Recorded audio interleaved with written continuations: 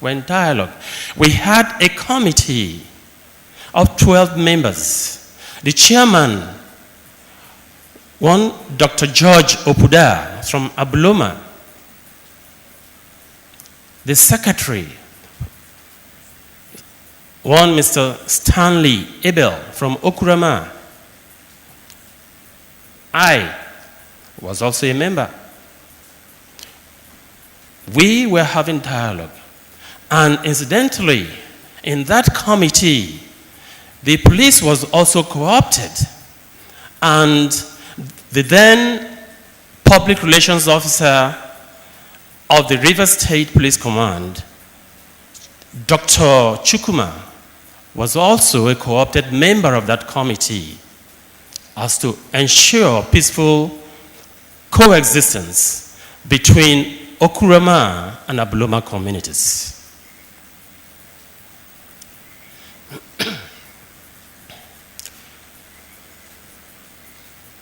I also happened to meet with the chairman of Abuloma Council of Chiefs, then Chief Derekuma, who, after the incident, expressed extreme sympathy and almost apologized. This, he told me. He said, please, this thing was not done by Abuloma as a community. Yes, I, as the chairman of the Abuloma Council of Chiefs, I was approached with my chiefs to use Abuloma as a thoroughfare to launch an attack at Opurama community. And my chiefs and I rejected it. But his words, unfortunately, the cult youths of this community accepted it.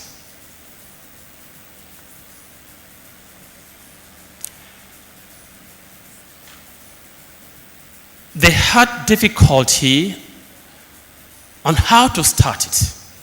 Something has to strike it off.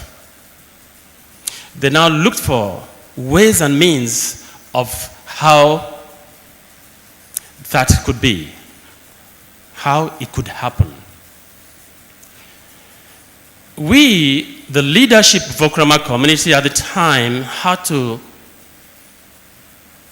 issue a very strong warning to all Opurama indigenes or citizens, want to put it, and non-Opurama indigenes alike living there in Opurama community.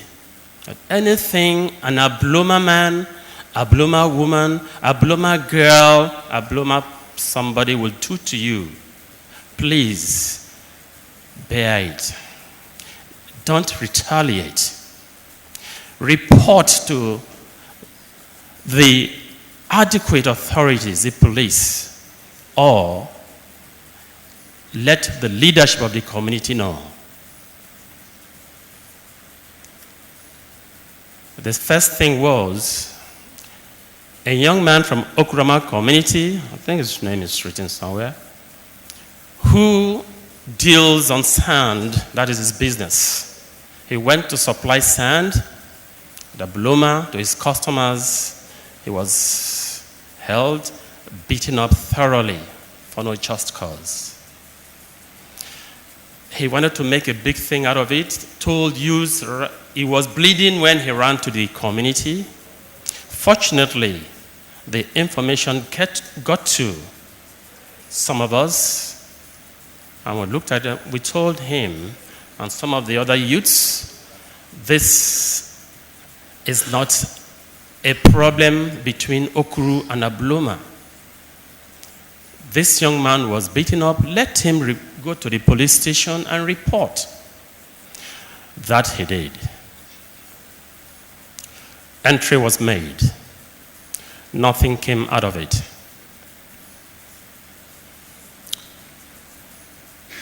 That we looked at as a bait. The Okuru people refused to swallow that bait. That was bait number one. When that did not work, they resorted to another tactic. The city council had placed a signboard by the Opurama and Abloma junction, the road leading into Opurama Road. The broad daylight, some Abloma youths with some Opurama youths present removed that signboard to the visible sight of the Okuru youths. This was reported to the leadership of Opurama community, and we told them that signboard, who pinned it there? We asked them. They said it was the city council. I said, okay. Did you spend any money doing it? They said, no. Then why disturb your head? Report it to the city council, the mayor, and also report it to the police. This they did. That was bait number 2. The Okuru people did not swallow it. Then, information got to us that the Ateke and his people will still attack. And it will be through Abloma. What did we do? The community met and decided to send a delegation of elders to Abloma community. This they did. About the 17th of October 2001, to the elders and chiefs of Abloma community.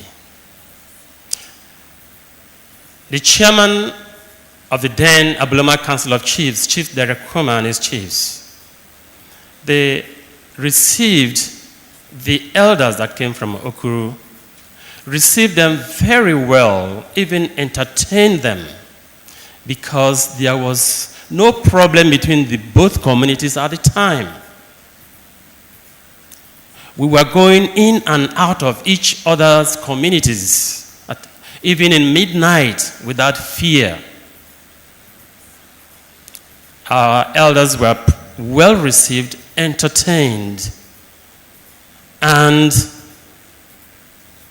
the Abloma chiefs equally promised to come to Opurama community a fortnight from that day, and that they eventually mutually agreed to be visiting each other as to allay certain fears that exist between both communities. And they equally strongly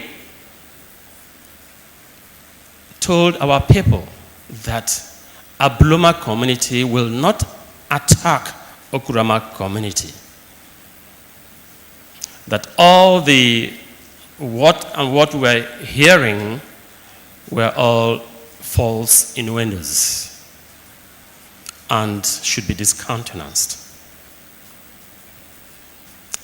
Our people came back home, gave this report. It gave a very high relief to the people of Opurama community. But a day later, the strength of the news of attack continued again. Up to the hearing of our chiefs, and 2 of our chiefs, Opurama community has 3 chiefs, 3 working houses. 2 of them, one late Chief Dr.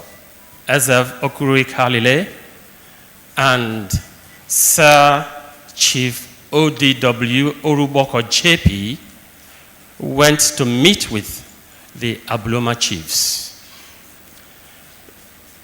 confronting them of what was going on in the air of the imminent attack.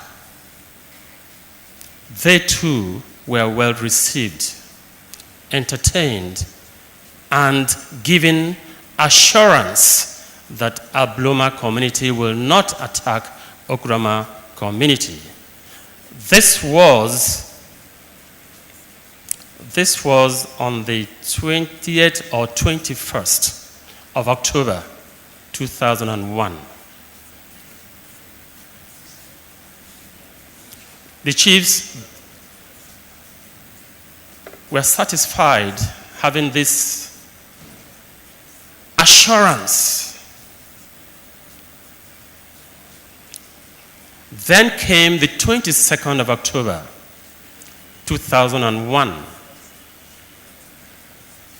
Okuru people, those who were within productive age, had left for their areas of livelihood.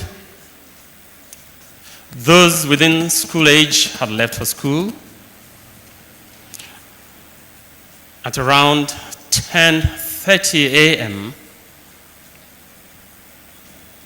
some youths, Abloma youths, were seen entering the bush. But on the 21st night, which was a Sunday, information filtered to Opurama community that a high-ranking government official from Okrika, Abiye Sekibo, had gone to Abloma and was furious why the attack or the something to start the attack at Opurama was still pending. And who was the official? Dr. Abiye Sekibo. Just give names. And they called persons from Abloma, still gave him that assurance that it will take place. He should be rest assured that it will take place. That was on the 21st night, Sunday night. Come the 22nd, around 10:30 a.m., was when some youths from Abloma,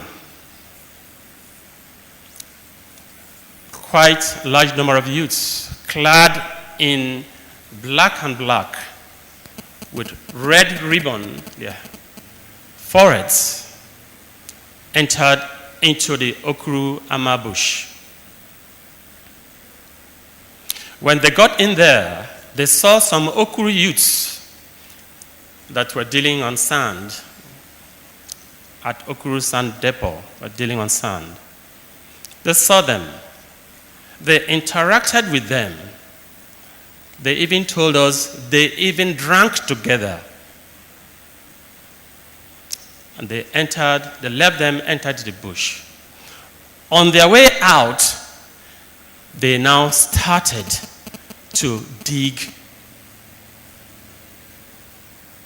They now started to dig or uproot survey pillars belonging to Opurama people. That was bait number 3. This was being done to the visible sight of the Opurama youths that were dealing on sand. So the youths approached them. What are you doing? These are our community's survey pillars, area that had been plotted out.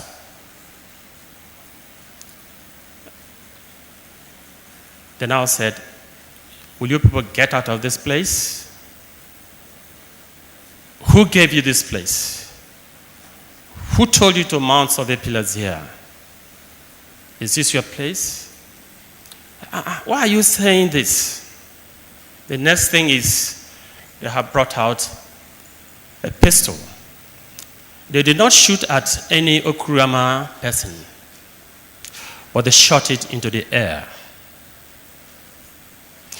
But for the fact that a gun had come out, a shot had been released, the Opurama youths had to run. And 2 more shots were given. Within that bush, there was a reply, not knowing that there was another contingent of Opurama youths also ready somewhere. Their reply also came. That was bait number 3. For the fact that our youths confronted the Opurama youths who were uprooting the survey pillars, I think the Okuru people swallowed that bait. That was how it started.